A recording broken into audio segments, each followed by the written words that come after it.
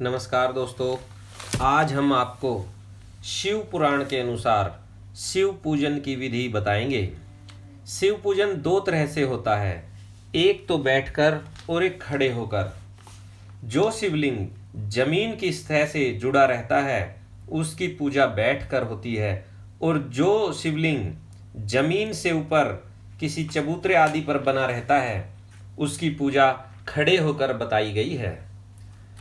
शिव पूजा में सबसे पहले हम जब भी पूजा आरंभ करते हैं तो सबसे पहले हमें त्रिपुंड अवश्य लगाना चाहिए। यह शिव पूजन का पहला नियम है। त्रिपुंड लगाने से पूजा बहुत ही शुभ मानी गई है। उसके पश्चात हमें उत्तर दिशा की तरफ मुख करके ही भगवान शंकर को जल अर्पित करना चाहिए। उत्तर दिशा की तरफ हमारा मुख होना चाहिए, तभी भगवान शंकर पर जल अर्पित करना चाहिए। सबसे पहले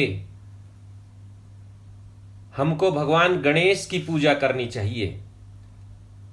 भगवान गणेश की पूजा करते वक्त हमें ओम गणपते नमः मंत्र बोलना चाहिए। सबसे पहले जल भगवान गणेश को अर्पित करना चाहिए, उसके बाद कुमार कार्तिकेय को जल अर्पित करना चाहिए, फिर मां पार्वती को जल अर्पित करना चाहिए, उसके बाद भगवान शंकर को जल अर्पित करना चाहिए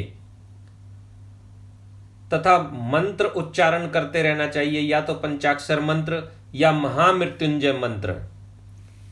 भगवान शंकर के जल अर्पण के बाद अशोक सुंदरी, फिर भगवान नंदी को जल अर्पित करना चाहिए।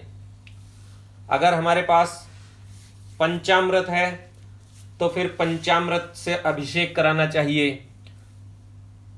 ओम नमः शिवाय अवश्य बोलते रहना चाहिए। फिर पुनः जल से भगवान शंकर का जल से अभिषेक करना चाहिए। जब भी हम पंचामृत चढ़ा रहे हैं तो उससे पहले जल चढ़ाएं और उसके बाद जल चढ़ाएं, यही नियम है। फिर हम भस्म चढ़ाएं या चंदन से भगवान शंकर का लेपन करें, उसके बाद दोबारा से भगवान शंकर को जल चढ़ाएं। जो जल जलधारी से नीचे गिर रहा हो उसको हमें किसी पात्र या अपनी अंजुलि में ओट लेना चाहिए। उसको 3 बार आचमन करना चाहिए और नमः शिवाय अवश्य बोलना चाहिए। अब हमें तिलक लगाना चाहिए। भगवान गणेश पर सिंदूर का तिलक लगाना चाहिए। माँ पार्वती को भी, जो नारी पूजा कर रही है, उसको सिंदूर लगाना चाहिए। सिंदूर अशोक सुंदरी को भी लगाना चाहिए। चंदन से तिलक कुमार षडानन को करना चाहिए।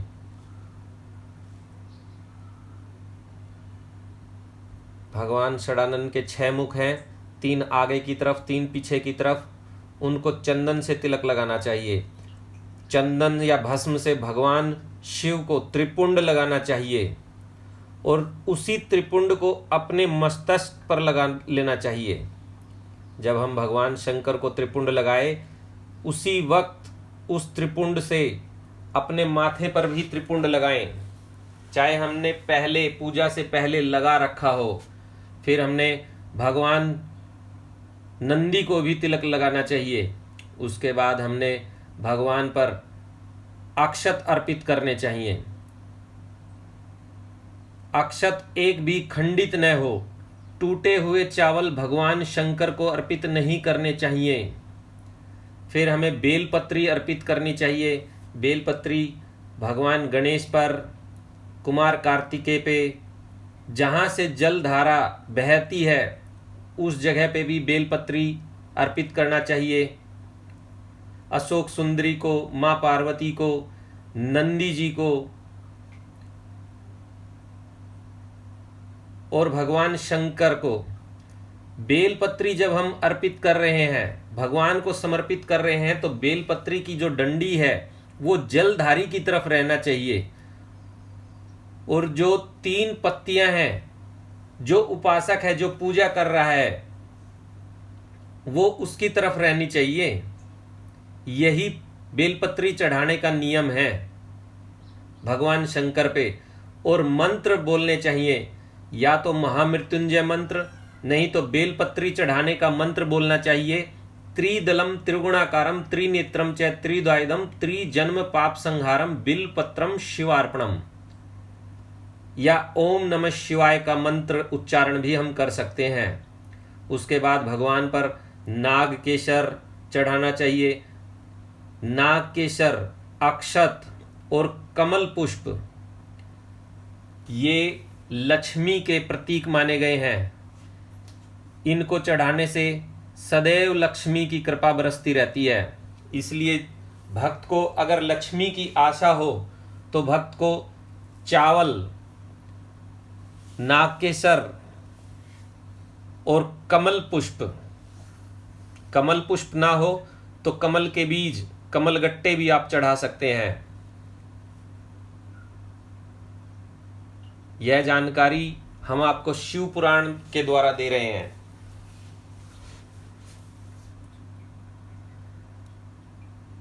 भगवान को वस्त्र भी अर्पण करने चाहिए, भगवान को दक्षिणा भी देनी चाहिए, तभी संपूर्ण पूजा मानी जाती है।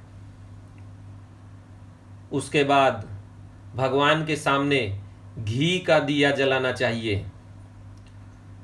घी का दिया हमेशा उत्तर दिशा की तरफ ही रखना चाहिए।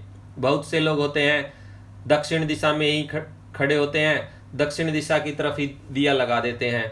ऐसा नहीं करना चाहिए, हमेशा उत्तर दिशा की तरफ ही दिए लगाने चाहिए। प्रदोष काल में भी इसी तरह पूजा अर्चना करनी चाहिए। भगवान के सामने दिए जलाने चाहिए तथा रोज शाम को प्रतिदिन प्रदोष काल में जब सूर्य अस्त हो रहा हो, अंधेरा होने वाला हो, उस समय नित्य रोज भगवान के सामने दिए जलाने चाहिए। उससे लक्ष्मी की कृपा सदैव बरसती है। क्योंकि कुबेर ने भी अपने पिछले जन्म में प्रदोष काल के समय, शाम के समय दिए लगाए थे।